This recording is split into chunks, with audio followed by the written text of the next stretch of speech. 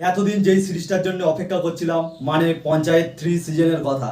তো পঞ্চায়েত 3 সিজনটা অ্যামাজন প্রাইমে রিলিজ হয়ে গেছে। তো এই সিরিজটা আমি দেখলাম, তো কেমন হয়েছে জানাবো এই ভিডিওর মধ্যে। পঞ্চায়েত সিজন 2 যেখানে শেষ হয়েছিল, পঞ্চায়েত সিজন 3 সেখান থেকে শুরু হয়েছে। পঞ্চায়েত সিজন 1 বা সিজন 2 যেরকম ইমোশনাল দিক দিয়ে শেষ করেছিল, পঞ্চায়েত 3 এই মুভিটা পুরোপুরি সামনে ইলেকশনকে কেন্দ্র করে মুভিটা তৈরি করা হয়েছে।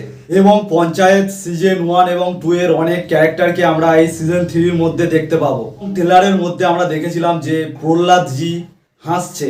এটা তো দেখে আমাদের খুবই ভালো লাগলো যে প্রহ্লাদ জি হাসছে, কারণ সিজন 2 তে যেইভাবে শেষ করেছিল প্রহ্লাদ জির দিকটাকে, সে অনেক বাধা কাটিয়ে অনেক কিছু রয়েছে এর মধ্যে, তারপরে প্রহ্লাদ জির আমরা এই হাসিটা দেখতে পাবো। এবং সিজন 3 এর মধ্যে আমরা সচিবজির সঙ্গে রিঙ্কির একটা ভালো লাভ স্টোরি দেখতে পাবো।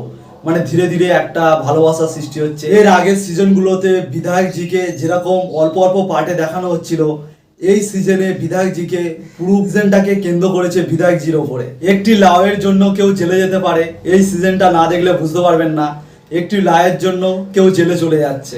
এবং এই সিরিজটা যখন শেষ হবে তখন আমাদের মনে অনেক প্রশ্ন থাকবে যে এটা কেন হলো, কিভাবে হলো, কি করে হলো, মানে অনেক প্রশ্ন থাকতে চলেছে আমাদের মনে।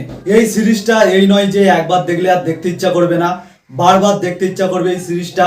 আর যখন এই সিরিজের কোনো ক্লিপ দেখবেন তখনই ওই সিনটার কথা আপনাদের মনে পড়বে। আর এই পঞ্চায়েত 3 সিজনটা আমার সত্যি খুবই অসাধারণ একটা সিরিজ লেগেছে এবং রেটিং হিসাবে আমি এটা 10-এর মধ্যে 9.5 দিলাম। তো আজকের ভিডিওটা এখানেই শেষ করলাম। ভিডিওটা ভালো লাগলে অবশ্যই একটা লাইক করে দেবেন, আর এরকম মুভি সম্পর্কে জানতে হলে আমার চ্যানেলটাকে সাবস্ক্রাইব করে রাখবেন।